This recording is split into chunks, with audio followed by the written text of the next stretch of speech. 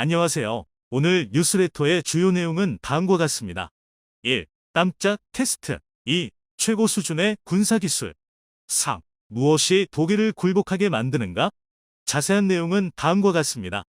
호주 시장을 겨냥해 개발된 차세대 첨단 장갑차 레드백, 그 최종 수출 성사 여부가 이번 달 수준 내로 결정될 전망입니다. 랜드 400 페이즈 3 사업으로 일컬어지는 이번 수주전은 신흥 방산 강국인 한국의 한화 레드백과 전통 방산 강국인 독일 라인메탈링스가 치열한 경쟁을 펼치고 있는데요. 지난해 한화 디펜스는 호주와 1조 1천억 원 규모의 K9 자주포 수출 계약을 체결한 점과 리처드 마이스 호주 부총리 겸 국방장관의 지역구인 질롱시에 현지 생산 공장을 짓고 있다는 점에서 레드백의 수출 가능성을 높이는 요인으로 꼽히기도 하는데요. 이번 사업은 장갑차 도입 대수만 450대, 거기에 계열 차량 및 후속 지원, 그리고 생산시설 설비를 포함한 전체 사업 규모는 20조 원에 육박할 것으로 예상됩니다. 오스트리아 육군 역사상 최대 규모 사업인 만큼 랜드 400 페이지 3는 요구 조건이 전 세계에서 가장 까다로운 사업으로 꼽힙니다. 어떻게 보면 간단한 요구인데요. 특히 장갑차에 탑승한 전투 인력을 지킬 수 있는 방호력 부문에서의 호주의 요구는 실로 어마어마했습니다. 오스트레일리아 디펜스닷컴에 따르면 세부적인 방호 수치는 극비로 감춰져 있지만 알마이 절차에 대한 일부 자료를 확보했다고 하는데요. 포탑과 차체 정면 장갑은 스테이나그 4569 레벨 6의 수준을 갖춰야 하는데 스테이나그 4569는 장갑차 탑승자에 대한 보호 수준 표준을 다루는 나토 표준화 협정입니다. 당연한 소리겠지만 호주가 요구한 레벨 6은 현존 최고 등급이죠. 500m에서 발사된 30mm 철갑탄을 방어할 수 있어야 하며 모든 방향 10m 거리에서 폭발한 155mm 고폭탄을 막아야 합니다. 거디가 앱스 능동 방어 체계에 기본 장착 요청했는데 무려 모든 장갑차에 하드킬 방식 앱스를 하나씩 달 예정입니다. 선회식 발사기에 대응탄이 발사되는 방식으로 360도 전방위 요격이 가능한데요. 심지어 우크라이나 전쟁에서 그 위력을 입증해낸 타보텍 방식 대전차 미사일도 무력화시킬 수 있는 고급 비싼 장치입니다. 더욱이 파편탄 형식이 아닌 열압력 탄두를 채용하여 폭발 후 탄의 파편이 튀지 않아 아군의 피해를 현저히 줄일 수가 있죠. 이쯤 하면 되려나 싶지만 아직 끝이 아닌데요. 7회 급조 폭발물 방어 요구도 상당한데 한화와 협력하고 있는 플라젠사가 공개한 자료에 따르면 최고 수준인 스테이나그 4569 레벨 포비를 달성했는데 이는 차체 하부에서 10kg급 폭발물이 터져도 끄떡없는 수준입니다. 아무래도 호주 인구가 한국의 절반밖에 안 되고 또 모병제로 운용하다 보니 규모가 적어 가장 최우선으로 고려하고 있는 사안이 보병의 안전을 지킬 수 있는 방어력 부분인 듯합니다. 레드백은 방어뿐 아니라 세계 최고 수준의 공격력도 갖추고 있는데요. 주요 무장은 미국 노스로 그루먼의 MK44S 부시마스터, 이 구경 30mm 기관포 1문과 7.62mm 기관총, 이스라엘 라파엘사의 스파이크 LR2 대전 차미사일입니다. 여기에 호주 현지 업체인 EOS사와 협력해 통합지향 에너지 무기 즉 레이저를 탑재하여 취약한 상부층으로 날아오는 무인기나 미사일 공격을 방어할 수 있게 되죠. 여기에 헬멧 마운티드 시스템에 HMS 기술을 응용해 개발한 특수 헬멧 아이언 비전도 사용할 수 있는데요. 전차 외부에 설치된 카메라에서 영상을 전송받아 승무원 눈앞의 스크린에 실시간으로 출력해 줄 수 있습니다. 승무원은 버튼 하나를 누르는 간단한 조작만으로 탱크 주변 전 방위의 모습을 확인할 수 있죠. 또 솔라 시그마 쉴드 스텔스 위장막도 두를 수 있는데 이는 적의 열상 감시 장비와 열추적 미사일 공격을 피할 수 있게 도와주는 장비입니다. 실화냐? 한화하고 싶은 거 다 해.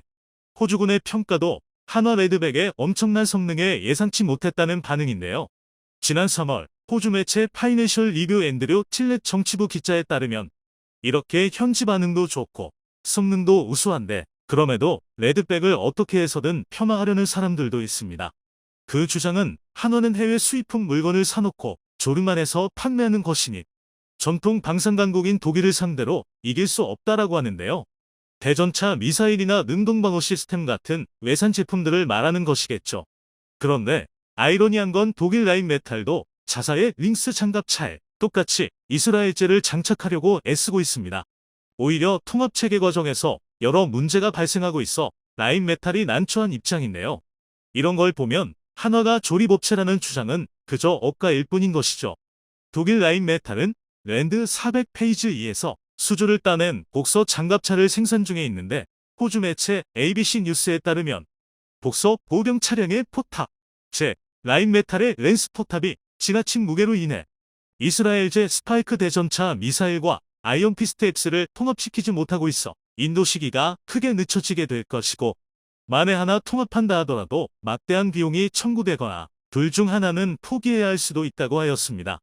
라인메탈은 주구장창 복서와 같은 체계를 사용하고 있는 링스라며 자랑 아닌 자랑을 했는데, 오히려 지금 와서는 그 문제로 발목 잡히고 있는 상황이죠. 문제를 일으키고 있는 목서 랜스 이 포탑은 그대로 링스에도 장착되고 있으니 호주 내에서도 여러 우려의 목소리가 나올 수밖에 없습니다. 사실 포탑 통합 문제는 호주 복서 도입분에만 해당되는 것이 아니었는데요. 리투아니아 역시 동일한 문제로 골머리를 썩고 있습니다. 지난 7월 리투아니아 매체 LRT-TV에 따르면 리투아니아가 도입한 복서 차량의 소프트웨어 결함과 랜스 이 포탑의 문제로 인해 6년 전에 주문한 90대의 복서 중 절반을 아직 받지 못했고, 사용 가능한 차량은 결함을 해결하려 하는 중이지만 아직 마땅한 해결 방안은 없어 리투아니아 군의 골칫거리로 전락하고 있다고 하였습니다. 그럼 독일산 포탑에 이스라엘제 안 달고 독일거나 다른 나라고 달면 되는 거 아니야? 라인메탈이 기술력도 없는 것도 아니고라고 생각하실 수 있는데요. 라인메탈 자체적으로도 앱스를 개발했고, 작년에는 헝가리에 판매된 린스의 자사의 앱스 스트라이크 쉴드를 장착할 예정이라고 밝혔는데요. 문제는 호주가 꼭 굳이 이스라엘제 아이언피스트를 원하고 있다는 것입니다. 구매자가 원하는데 어쩔 도리가 없는 상황이죠. 호주가 아이언피스트의 통합을 요구하는 이유는 그렉 맥클런 호주 준장의 발언을 통해서 알 수 있습니다. 그는 현지 언론과의 인터뷰에서 즉 제1의 동맹국이 미국인 만큼 다양한 연합훈련, 군수체계 지원, 전투훈련 교육 등에서 미국과 연계가 중요하기에 미 육군이 사용하는 체계를 들여오고 싶어하는 것입니다. 결국 라인메탈은 레드백 경쟁자인 링스에도 자사 포탑 랜스 2에 이스라엘제 X, 스파이크 LR까지 통합하려 부단히 애를 썼고, 그 통합된 버전을 작년 11월에나 들어서 처음으로 공개했는데요. 그럼에도 아직 체계 통합에 대한 호환성 검증에 대해 확실한 답변이 나오지 못한 상황입니다. 또 상황이 이렇다 보니 라인메탈에서 처음 제안했던 사양과 사뭇 차이가 발생하고 있는데요. 라인메탈은 2018년 호주 장갑차 사업에 뛰어들면서 링스의 중량을 44톤 출력대 중량비는 26HPT라 밝혔는데 경쟁 기종 중 가장 뛰어난 성능이었습니다. 그러나 현재는 6톤이나 증가한 50톤에 이르러 출력대 중량비가 22.8HPT로 줄었고, 이는 레드백 23.8보다 낮은 수치가 되었죠. 또한 포탑의 무게가 증가함에 따라 역시 최대 속도도 영향을 받을 수밖에 없었는데요. 최소 시속 70km로 제한했던 최대 속도가 현재는 65km-70km가 될 수 있다며 하향 조정한 상태입니다. 그러나 역시 기술력하면 독일인지라 이러한 중량 문제를 1140마력 엔진이 버텨주면서 어느 정도 해결을 본 상황이죠. 반면 처음부터 문제없이 이스라엘 앱스, 스파이크 LR의 통합체계를 완성한 한화 디펜스는 여기에 전 세계에서 유례를 찾아볼 수 없는 충격적 도전까지 해내었습니다. 바로 세계 최초로 40톤 이상 장갑차에 고무 궤도를 단 것인데요. 호주 육군의 요구가 100%라면 한화 디펜스는 여기에 2스푼 더 얹어 120%의 사양을 만들어낸 것이죠. 호주군이 레드백에 호평하는 이유가 있습니다. 한화 디펜스는 사우시사의 CRT라는 고무 궤도를 사용했는데요. 일반적으로 사용되는 금속로 만들어진 궤도가 아니라 고무 재질의 궤도를 사용하면서 무게를 2톤 이상 줄일 수 있게 되었고, 이에 호주군이 그렇게 좋아하는 추가 장갑을 더 설치할 수 있게 되었습니다. 또한 구동 손실이 줄기 때문에 그만큼 기동력과 내구성이 향상되었고, 거기다 고무로 만들어진 덕분에 궤도 인근에서 폭발이 일어나도 파편이 발생하지 않아 주변의 보병에게 가해지는 인명피해도 줄일 수 있게 되었죠. 또한 고무의 탄성 덕분에 궤도 소음이 13dB가량 감소하였고, 연비도 25%나 좋아졌으며 금속 궤도 대비 진동이 무려 73%나 감소해 승차감이 비약적으로 상승했는데요. 크기가 비슷한 링스와는 구동계에서만 중량이 3톤 이상이 차이가 납니다. 레드백은 가뜩이나 링스와 달리 ISO 암내장형 유기압식 서스펜션을 장착하고 있는데 이 ISU와 고무궤도에서 오는 편안함 승차감은 한번 맛보면 링스는 타기도 싫어진다는 후문이 일체형인지라 고장나면 전체를 다 갈아야 하니 유지비가 비싸다고 할 수 있지만 사실 수리 보수도 일부분만 잘라서 AS가 가능합니다. 이렇게 말씀드리면 그렇게 고무궤도가 더 좋으면 라인 메탈도 썼겠지 왜 굳이 금속 궤도를 썼겠냐 하실 수 있지만 현재 링스에는 달고 싶어도 달 수 없는 상황입니다. 앞서 말씀드렸다시피 고무궤도가 수용 가능한 최대 하중은 50톤인데요. 링스가 렌스 이 포탑 이슈로 인해 중량이 무거워져서 장착이 불가능하기 때문입니다. 그러니 호주가 달아달라는 거 다 달아주고 좋아 보이는 거 더 달아줄 수 있는 것이 바로 기술력이라 할 수 있죠. 또 호주가 요구한 제품들은 사실상 미 육군 차세대 모병 전투 장갑차에도 사용될 제품이라 차기 수출에도 유리하다는 분석인데요. 한화 디펜스는 지난해 7월 미 육군 장갑차 사업 옴프의 1차 관문인 개념 설계에 참여하였는데 옴프는 기존 M2 브래들리 장갑차 3,500여 대를 교체하기 위해 추진하는 54조 원 가량의 대규모 신규 사업입니다. 군사 전문가들은 호주의 장갑차 사업의 승자가 사실상 미국 수주전에서도 승리할 것이라고 하였죠. 손재일 한화 디펜스 사장은 현재 차세대 사업 분야에서 전 세계의 다양한 무기 체계들을 통합할 수 있는 능력이야말로 핵심이라고 하였는데요. 전 세계 어떤 방산 무기도 100% 자국산으로만 맞추는 국가는 없습니다. 못한다기보다 안 하는 것이죠. 또 도입국에서도 그걸 원하지도 않고요.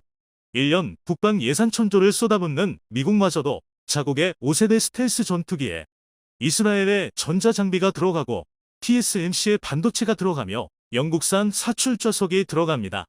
특히 영국은 티어1 공동개발국 그룹에 롤스로이드 등이 참여해 각 기체마다 15%의 커미션을 벌어들이고 있죠. F-35의 조종관은 심지어 한국 성진테크윈에서 개발해 만들었습니다.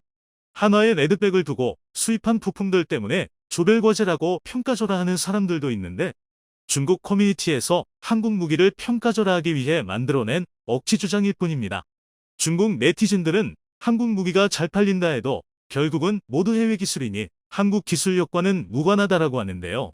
체계를 통합할 수 있는 것 자체가 사실 기술력인데 뭔 소리 하는 건지. 정작 중국이야말로 미국, 러시아, 이스라엘 등의 기술들을 짬뽕으로 불법 복제해 기괴한 무기를 만들어내고 있는데 말입니다. 조별과제라는 말도 맞지 않는 것이 유로파이터 타이푼이나 NH-90 헬기같이 여러 헤드가 난장 피우는 것이 문제지. 레드백은 한화 디펜스 한 곳이 주도해서 개발해내고 있기에 전혀 문제가 되질 않습니다.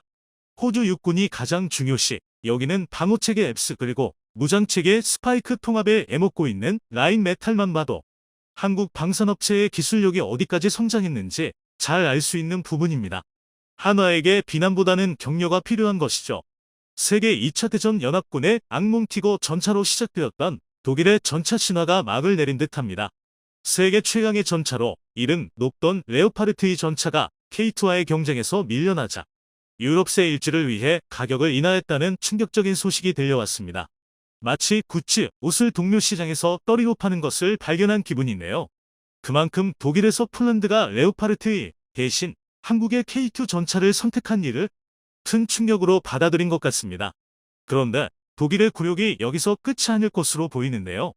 자주포의 종주국 영국에서 또 한 번 독일과 한국의 빅매치가 예정되어 전 세계 군수 관계자들의 시선이 집중되고 있습니다. 자세한 소식 알아보도록 하겠습니다. 지난 26일 폴란드와의 K2 흑표 전차 K9 자주포 수출을 위한 57억 6천만 달러 약 7조 6천억 원 규모의 1차 이행 계약이 체결되었는데요. 이제 하늘이 뒤집혀도 한국의 장갑차는 폴란드로 향하게 될 것입니다. 또한 K2 전차를 즉각 전력화하기 위해 오는 10월 폴란드 전차병들이 한국에서 훈련을 받을 예정인데요. 마리우시 부아슈차크 국방장관은 장병들이 훈련에서 돌아오면 신규 전차들은 이미 폴란드 군에서 사용 가능한 상태일 것입니다. 라고 말하며 구입한 무기들을 창고에서 놀려두지 않겠다고 밝혔습니다. 폴란드가 유럽을 배신했다고 길길이 날뛰던 독일은 계약이 실제로 이행되는 단계까지 오자 뒤늦게 현실을 직시하는 것 같은데요.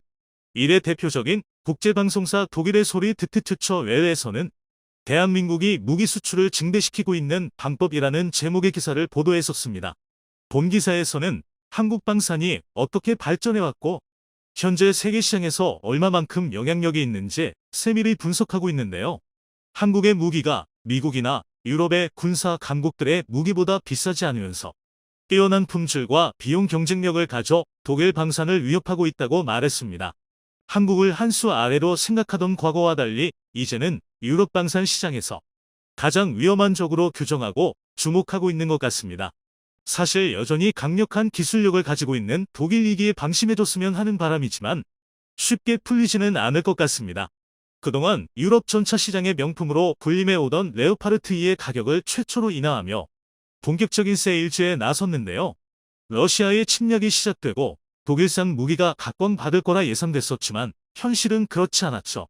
지금의 군수시장을 장악한 나라가 향후 100년의 군수시장을 주도한다고 해도 과언이 아닐 만큼 각국에서 군대의 현대화를 위해 대량의 무기를 구입하고 있음에도 독일산 무기의 판매 실적은 0에 가까워 마음이 다급해진 듯합니다. 그런데 독일의 굴욕은 여기서 끝이 아닐 것 같습니다. 지난 30일 팀 썬더 트위터에 한 장의 사진이 올라왔는데요. 바로 영국에 도착한 K9A2의 사진이었습니다. K9의 차세대 개량형인 K9A2의 시제품이 영국에서 열리는 DVD 2022 방산 전시회에 참여하게 될 예정입니다. 이번 박람회에 한화 디펜스의 K9A2뿐만 아니라 세계 유수의 방산 기업에서 만든 자주포가 영국으로 모여들었는데요. 영국군의 기동화력 체계 증강을 위한 차세대 자주포 도입 사업 엠퍼빌 파이오스 플랫폼에 참가하기 위함이었습니다. 자주포의 종주국으로 알려진 영국에서 다른 나라의 자주포를 도입하겠다는 사실에 의문이 들기도 하는데요. 최근 영국의 차세대 장갑차를 도입하기 위해 55억 파운드 약 8조 원에 달하는 막대한 자금이 투입되어 개발되었던 에이젝스 아이작 장갑차가 품질 문제, 생산 지연 등의 문제로 블록 3의 생산 계획까지 취소돼버리면서 사실상 실패한 작품이 되어버렸습니다. 이 때문에 영국군은 실패할 수도 있는 무기 개발에 많은 자본을 쏟는 대신 다른 나라에서 운용하면서 검증된 장비를 도입하는 것을 선택했습니다. MFP 사업의 규모만 8억 파운드, 약 1조 2천억 원에 달할 뿐더러 세계 최초의 자주포를 만든 영국의 주력 자주포로 선택받는다는 매우 상징적인 의미가 있기에 전 세계 자주포들이 눈에 불을 켜고 달려들고 있습니다. 특히 PZH-2000을 개발했던 독일의 KMW와 PZH-2000의 개발에 참여하고 레오파르트 2 전차를 개발한 라인 메탈사에서 각각 신형 자주포를 들고 참가해 충격을 주고 있습니다. KMW에서는 원격 제어 자주포 RCH-155를 공개했는데요. 완전 무인화를 도입한 차륜형 자주포로 분당 10발의 포탄을 최대 100km까지 날려보낼 수 있습니다. 또한 KMW만의 신기술로 자주포를 이동하는 도중 사격하는 모습을 공개하며 MFP 사업의 유력한 후보로 주목받고 있습니다. 라인 메탈사에서도 자주포를 탑재한 HX3 전술 트럭을 공개했는데요. K9보다 앞선 포기술이 도입되고 전장의 상황에 맞게 다용도로 사용 가능한 군용 전술 트럭 개념을 공개하며 강력한 경쟁자로 주목받고 있습니다. 한화 디펜스 역시 이번 사업에 총력을 동원하고 있는데요.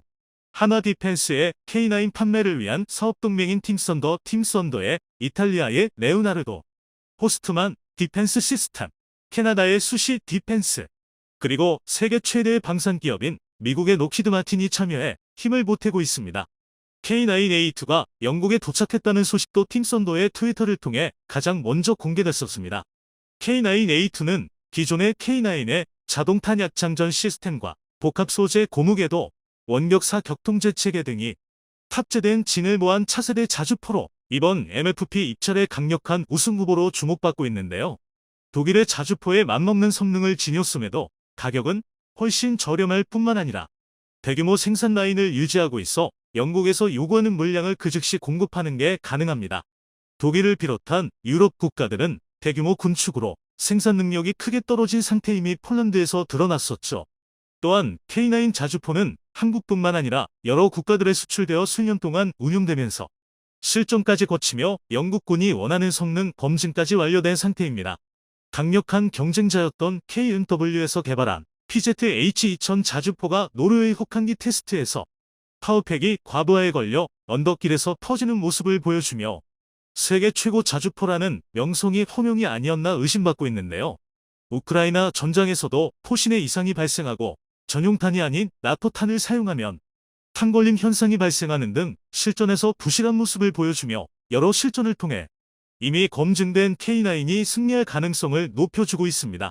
이번 영국의 차기 자주포 사업에서 K9 자주포가 승리한다면 서방 세계의 표준 자주포 자리는 사실상 K9이 주도하게 되리라 기대받고 있습니다.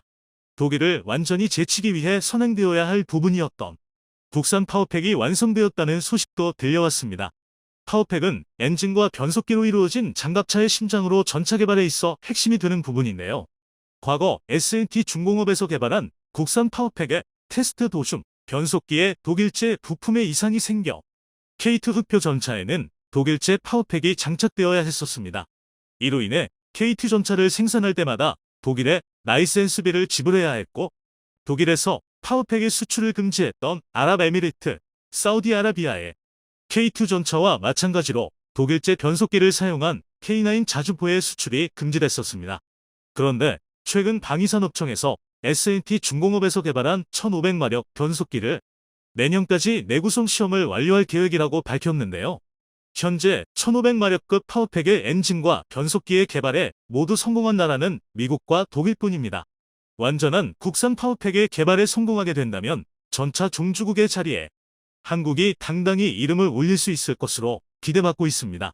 S&T 중공업은 그날의 수치를 만회하기 위해 변속 제어 장치, 정유압 조향 장치, 변속 장치, 유체 감속기, 좌우 브레이크, 전차의 무게를 감당해야 할 티타늄 특수 변속기, 체결 볼트까지 개발에 성공했다고 밝혔습니다. 이번에 공개된 국산 1500마력 파워팩은 65톤의 중전차까지 감당할 수 있어 9600km의 내구도 시험평가도 여유있게 통과할 수 있을 것으로 기대받고 있습니다. 또한 K2 파워팩의 완전한 국산화를 시작으로 K9 자주포의 1000마력 파워팩의 완전한 국산화도 이루어져 K9 자주포의 수출 저변 역시 확대될 것으로 기대받고 있습니다. 이번 국산 변속기가 성공적으로 내구성 테스트를 통과하면 폴란드에 수출돼 K2PL에도 독일산 파워팩 대신 장착될 수 있을 것으로 예측되고 있습니다. 또한 해병대의 차기 상륙 장갑차 사업에 1500마력 국산 파워팩을 튜닝한 1800마력 파워팩이 탑재될 것으로 밝혀졌는데요. 기존 한국형 상륙돌 격장갑차 카하프를 원형으로 해병대에서 사용한 차기 상륙 장갑차 사업이 진행 중이었는데요.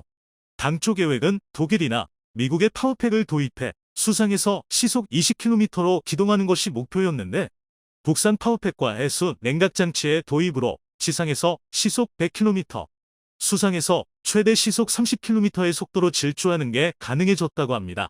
이 차세대 상륙 장갑차가 완성된다면 국산 무기 수출 시장의 새로운 먹거리로 부상될 것으로 기대받고 있습니다. 한국만큼 장비의 내구성을 극한까지 시험받는 환경은 없기에 한국에서 개발된 장비는 세계적으로 그 내구도와 신뢰성을 인정받고 있습니다. 최근 육군에서 K2 전차를 동원한 대규모 초장거리 기동훈련을 실시하며 국산 장비의 내구성을 극한까지 시험했었는데요. 지난 30일 육군 제11 기동 4단 백호 대대의 궤도 장비 장거리 기동훈련이 시작되었습니다.